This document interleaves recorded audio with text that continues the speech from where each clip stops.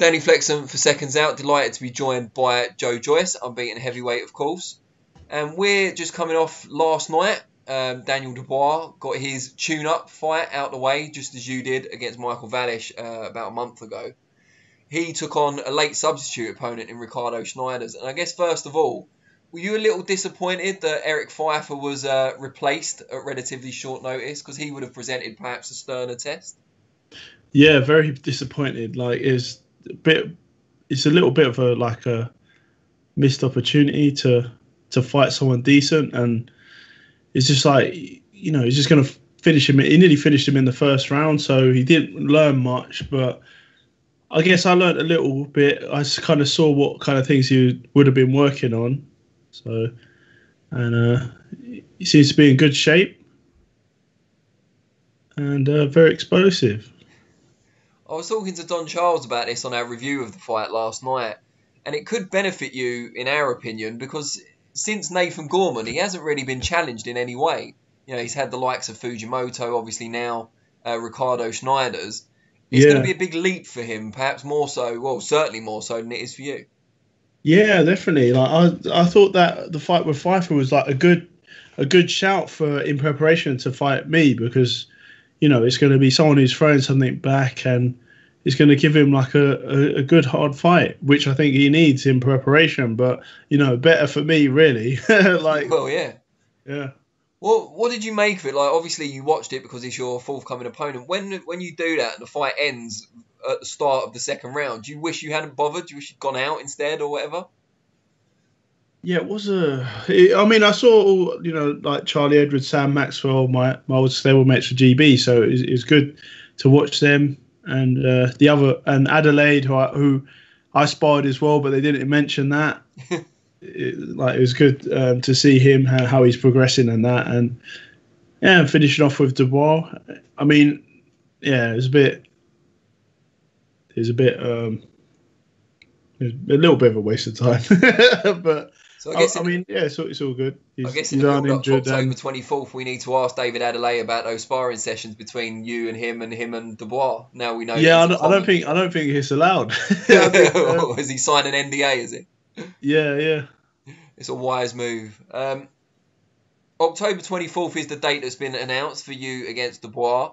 We don't know at this stage fans are going to be allowed in, or if so, how much capacity will be allowed because of social distancing. Have you got any idea what it might be? Kind of 10%, 20%? What, in terms of the crowd? Yeah.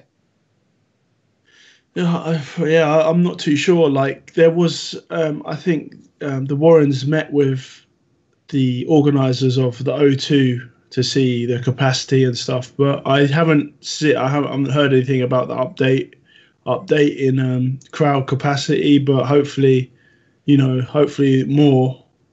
Yeah, hopefully it's going to be like almost full capacity for it to be, worth it. Well, yeah, that's the thing, and October seems a bit ambitious for that to happen. I don't want to pour any, scorn on it or anything, but it's 2 months away, less than 2 months away. It's hard to see them getting anywhere close to full capacity in that time period. Yeah, so it's a little bit in limbo whether it's going to go ahead or it's going to be postponed again or what's going to happen. So hopefully, the sooner we know, the better. How do you manage your training with that in mind? Like, what sort of stage do you go into? How hard do you go when you're not sure if it is going to be in 2 months or not? No, I'm going hard. I need to get my body in a good shape to, even if the fight doesn't go ahead, I need to keep on improving what I've got, and because there's some big fights out there after I beat the ball. And what does that entail at the moment? Because as far as we know, your trainer is still unable to come here, and it's difficult for you to go over there to the US as well. So who are you working with? And is it mainly conditioning work at the moment rather than boxing work? Well, yeah, a bit of both. I do some strength work with Cameron Goff, and then I do the boxing side of things with Stephen Broughton. Yeah. I headed back to Ellsfield a couple of weeks ago, so maybe I'll start going there again a bit more, because that was obviously helped me in my fitness before. So yeah, and it's all good to see Sid and the other other coaches and people there. So I'll probably head back there. Good stuff. And what is the latest with Celeste? Is there any kind of light at the end of the tunnel in that regard? Well, yeah. So he had some fighters box last night, and I think they all won. I didn't actually see, obviously, because of the time difference and stuff like that. But I think he's got another couple of boxers, and then he can get over here to train me. So I'll just, keep myself ticking over and then getting in the best shape as I can. Yeah, I mean that's all you can do, I suppose, at this stage.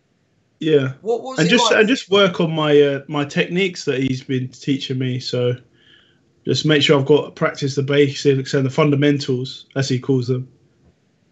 And what's it like for you mindset-wise? Because as you say, you haven't been in the ring, or you hadn't been in the ring rather, before the Valish fight. Now there's a bit of a limbo, as you called it, whether Dubois is going to be in October or whether it will be delayed again.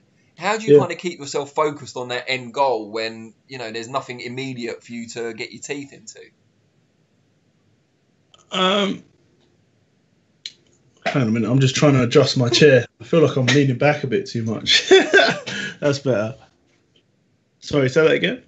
So how do you focus on your overall end goal when there's nothing immediate for you to get your teeth into? How do you stay focused and stay motivated? It is tough, but it's one of those. It's just one of those things where you have to, keep your body and mind and technique sharp because this is in season. Like normally, you have a little bit of time off in the summer, and then you come back again in September, and then push on till December, and then the next year, the boxing season. So you need to stay fit and stay ready, and you never know when a fight can turn up. So great stuff. That's what I have to do. We hope for the best. Yeah. All right. Well, really appreciate that.